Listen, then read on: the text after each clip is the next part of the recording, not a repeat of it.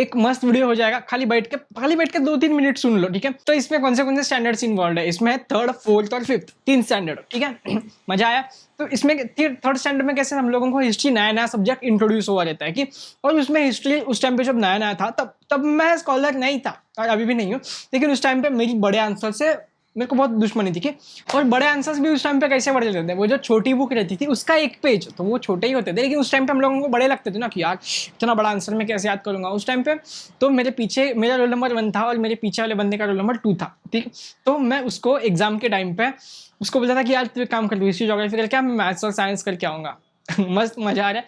तो उसको बोला तू हिस्ट्री ज्योग्राफी करेगा, हाँ करेगा, क्यों नहीं करेगा। तो एग्जाम के पहले मैं उसको चॉकलेट देता था, या फिर उस टाइम पे लीड पेंसिल्स का जमाना था, शौक था मतलब, तो उसको लीड पेंसिल का लीड दे दिया, कभी कभी पेंसिल ही दे दिया पूरा का पूरा कि लेके जा, लेकिन आंसर बता। वो रिश्वत हुई थी एक तरह से, लेकिन मैं उसको क्यों देता था, ताकि वो मेरे को आंसर बताए। तो फिर वो क्या करता था, वो एग्जाम के वो मेरे पीछे बैठता था, रोल नंबर 1 रोल नंबर 2। तो वो पीछे बैठ के क्या करता था, वो पीछे बैठता था, मेरे हिस्ट्री ज्योग्राफी का पेपर आ रहा है, मस्त लेंदी आंसर्स, मैं थोड़ा बहुत जितना मेरे से हो सकता उतना पढ़ता था और बड़े आंसर्स छोड़ देता था। मतलब वो पीछे से बैठता था, वो पीछे से डिक्टेट करता था, मतलब वो जब खुद का पेपर लिखता था तो वो बोल के लिखता था, और मैं ऐसा पीछे टेका लगाऊंगा, ऐसा घुटने वो बेंच के ऊपर लेकर आऊंगा और ऐसा पीछे टेका लगा के लिखूंगा मस्त। तो डिक्टेट कर रहा है, मैं लिख रहा हूँ, और फिर पीछे से वो टीचर आती जाती है, वो टीचर को एक बार शक हुआ, 2 बार हुआ, तीसरे दिन टीचर ने किया घान, उसको बोली कि, उसको 1-2 बार भी वार्निंग दिया पहले 2 दिन कि तू क्या कर रहा है, तू जोर से क्यों चिल्ला रहा है। तो वो बंदा दोस्त बहुत सही था, वो बोलता था कि मैम मेरे को डॉक्टर ने बोला है कि तेरे को बीमारी है कुछ, तो तेरे को बोल के लिखना है। तो मैम उसके ऊपर इलाज चालू है, बट अभी फिलहाल के लिए ठीक है जान। ऐसे उसने 3rd स्टैंडर्ड में बंदे ने ये बहाना दिया था, मैं है यार कि भाग क्या बहाना दिया तुमने। तो जब वो पीछे से बता रहा था तो आंसर, तो मैं आंसर लिखता था अपने आंसर्स।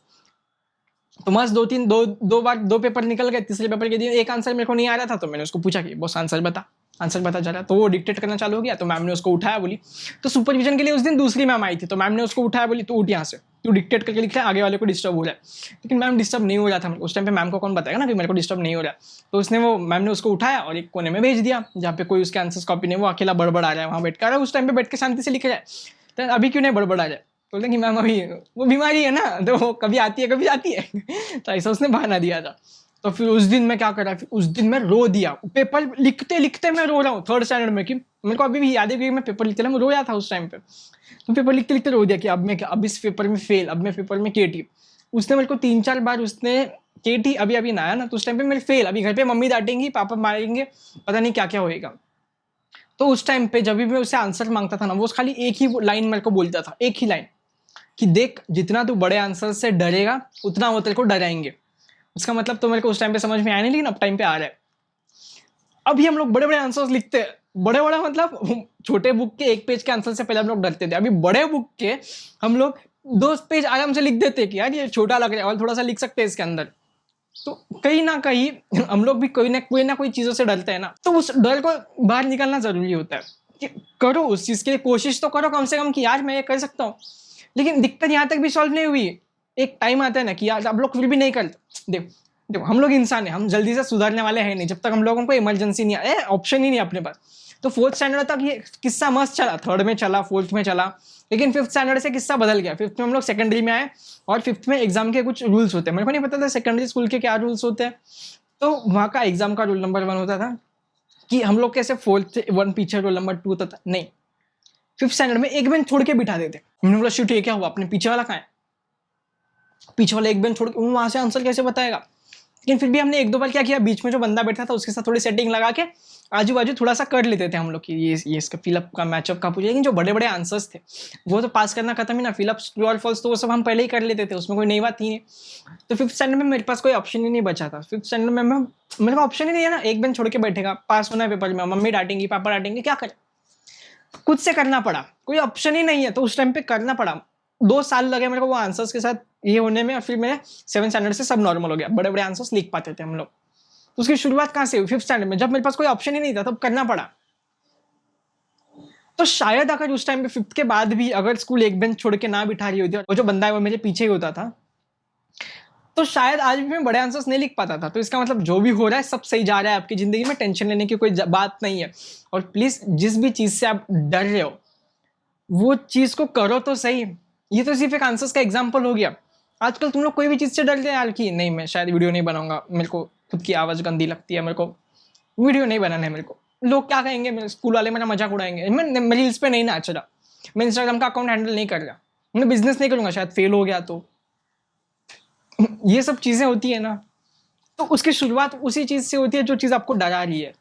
बड़े आंसर से मेरे को बहुत डर लगता था, ये बहुत छोटी चीज लग रही है अभी की, बड़े आंसर से कौन क्या, कैसे पागल बच्चा था, लेकिन लगता था ना, जिस चीज से मैं डरता था उस चीज अगर स्कूल आगे लेके आ सकती है तो प्लीज आपकी जिंदगी में कोई भी काम हो तो आप लोग ला सकते हो। और प्लीज उसका एक स्टेटमेंट याद रखना, जितना तू जिस चीज से डरेगा उतना वो चीज तेरे को उतना डराएगी, ठीक है।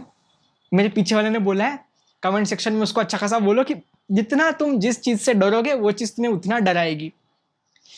तो जाओ उससे भिड़ जाओ, कुश्ती के मैदान में जाके जो चीज से डर लगता है वो करो बिंदास, कोई खेल नहीं, कोई मजा नहीं, जिस चीज से डर लगता है वो जाके करो और मजे करो अपनी जिंदगी में। एक बार नहीं होगा, 2 बार नहीं होगा, 5 साल भूलोगे, कोई बात नहीं, मैं भूल जाता था पेपर लिखते रहे बाद में याद आ जाते थे, कोई बात नहीं, 1-2 बार गलती करोगे तब जाके सीखोगे कि ऐसा ऐसा करना है, कोई ऑप्शन ही नहीं है ना।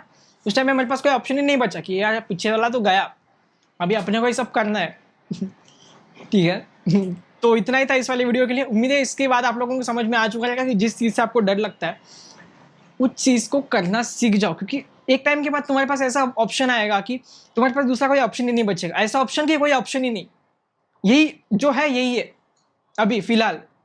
तो प्लीज़ जो है जिस चीज़ से डर लगता है अभी अभी उस चीज़ के लिए काम करो, नहीं तो एक टाइम के बाद वो जो चीज़ से डर लगता था उस टाइम पे जो तुम बच के निकल गए वो फिर से आएगी तुम्हारी ज़िंदगी में, फिर से आके सब कुछ खराब कर देगी और उस टाइम पे तुम बोलोगे काश मैं उस टाइम पे खुद से कर लिया होता तो आज इसकी ज़रूरत नहीं पड़ती। तो ऐसा ज़िंदगी में अपने कभी मत होने देना, जिस चीज़ से डर लगता है वो खुद ही करना, मजा करो। और मिलता हूं अगले वाले वीडियो में, तब तक के लिए बाय बाय।